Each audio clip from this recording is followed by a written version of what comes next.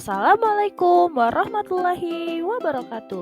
Halo teman-teman, perkenalkan kami dari kelompok 5 mata kuliah pemahaman peserta didik dan pembelajarannya dengan kelompok Anggi Saputra Linggo, Aisyah Putri Fahmi, Ayu Putri, Debbie Anggreani, Dela Anggreani, Dilan Fitriawati, dan Dila Elsa Adrian.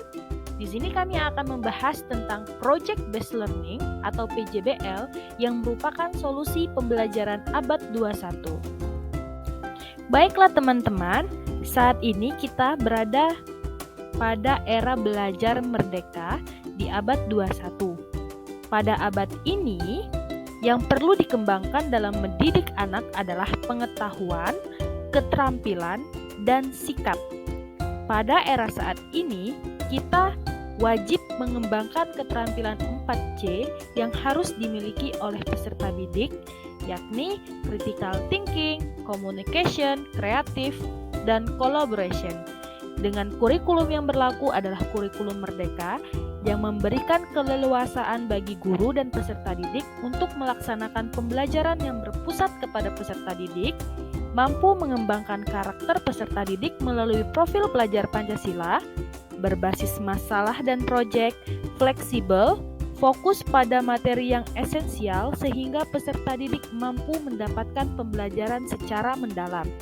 Selain itu, guru wajib menggunakan media pembelajaran yang beragam sehingga pembelajaran yang disajikan kontekstual dengan kehidupan dan bermakna. Project Based Learning atau biasa kita kenal dengan PJBL merupakan pembelajaran berbasis proyek yang merupakan solusi pembelajaran saat ini. Pembelajaran berbasis proyek ini berpusat kepada peserta didik untuk melakukan investigasi yang mendalam terhadap suatu topik. Peserta didik secara konstruktif melakukan pendalaman pembelajaran dengan pendekatan berbasis riset terhadap permasalahan dan pertanyaan yang berbobot, nyata, dan relevan. Mengapa kita menggunakan model Project Based Learning? Alasan yang pertama adalah permasalahan yang disajikan kepada peserta didik merupakan permasalahan konkret yang berada di sekitar kehidupan mereka. Peserta didik mencari solusi dan mengerjakan proyek tersebut dalam tim. Alasan kedua, keterampilan yang ditingkatkan dalam PJBL yakni keterampilan komunikasi dan presentasi, keterampilan manajemen organisasi dan waktu, keterampilan penelitian dan penyelidikan, keterampilan penilaian diri dan refleksi, partisipasi kelompok dan kepemimpinan, serta pemikiran kritis. Alasan yang ketiga, penilaian kinerja yang dilakukan dengan memperhitungkan kualitas produk yang dihasilkan, kedalaman pemahaman konten yang ditunjukkan pada saat presentasi, dan kontribusi yang diberikan pada proses pembuatan proyek. Alasan yang keempat, PJBL memberikan kesempatan kepada peserta didik untuk merefleksikan ide dan pendapat mereka sendiri. Mereka diberikan kebebasan untuk membuat keputusan yang mempengaruhi hasil proyek serta mempresentasikan hasil akhir produk yang mereka buat. Karakteristik PJBL. Yang pertama, peserta didik membuat keputusan tentang kerangka kerja. Kedua, adanya permasalahan dan tantangan yang diajukan kepada peserta didik. Ketiga, peserta didik mendesain proses untuk menentukan solusi permasalahan atau tantangan yang diajukan. Keempat, peserta didik berkolaborasi, bertanggung jawab, mengakses dan mengelola informasi untuk memecahkan permasalahan. Kelima, proses evaluasi dijalankan secara kontinu. Keenam, peserta didik secara berkala melakukan refleksi atas aktivitas yang sudah dijalankan.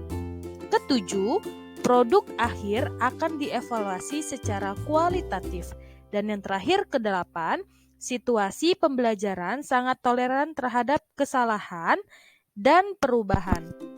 Beberapa keunggulan penggunaan Project Based Learning dalam proses pembelajaran.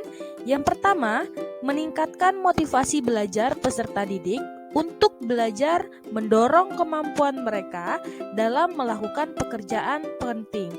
Yang kedua, meningkatkan kemampuan pemecahan masalah.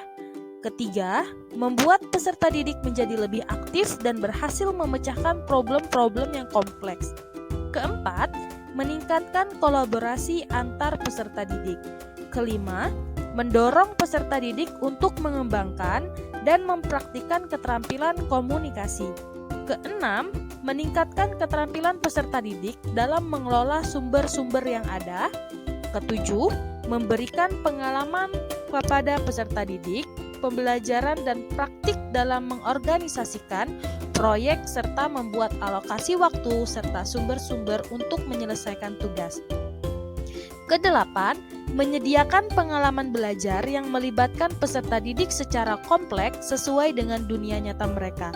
9. Melibatkan peserta didik untuk belajar mengambil informasi dan menunjukkan pengetahuan yang dimiliki dan diimplementasikan dengan dunia nyata. Dan yang terakhir ke-10, membuat suasana belajar menjadi menyenangkan sehingga peserta didik dan pendidik menikmati proses pembelajaran yang terlaksanakan. Berikut ini langkah-langkah model pembelajaran Project Based Learning. Yang pertama, membuka pembelajaran dengan suatu pertanyaan menantang atau pertanyaan pemantik yang berada di sekitar kehidupan peserta didik. Yang kedua, peserta didik dan pendidik merencanakan proyek yang akan dibuat. Yang ketiga, peserta didik dan pendidik menyusun jadwal aktivitas. Yang keempat, pendidik mengawasi jalannya proyek agar proyek yang dijalankan tidak keluar dari tujuan awal pembelajaran. Yang kelima, penilaian terhadap produk yang dihasilkan oleh peserta didik. Dan yang terakhir, melakukan evaluasi. Berikut ini beberapa link dari implementasi Project Based Learning yang telah kelompok kami lakukan. Rekan-rekan bisa mengakses link-link berikut. Yang pertama, ada link video pembelajaran. Yang kedua, ada link modul ajar. Ketiga, link hasil LKPD dan penilaian. Yang keempat, link refleksi guru dan peserta didik. Dan yang terakhir, kelima, link angket penilaian modul ajar dan media pembelajaran. Selain itu, rekan-rekan juga dapat melihat pelaksanaan PJBL yang telah kelompok kami laksanakan. Rekan-rekan dapat melihat beberapa dokumentasi yang kami sajikan.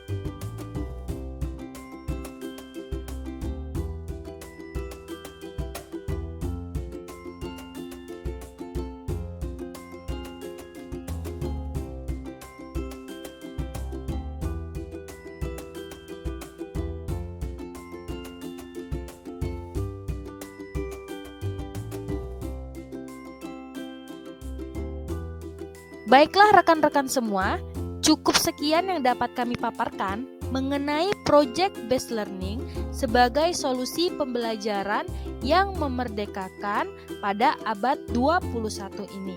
Semoga apa yang kami paparkan dapat bermanfaat dan kita terapkan di dunia pendidikan. Apabila ada salah kata dari kelompok kami mohon maaf. Saya tutup. Wabillahi taufiq wal hidayah. Wassalamualaikum warahmatullahi wabarakatuh. Sampai berjumpa di tugas-tugas selanjutnya. Bye-bye.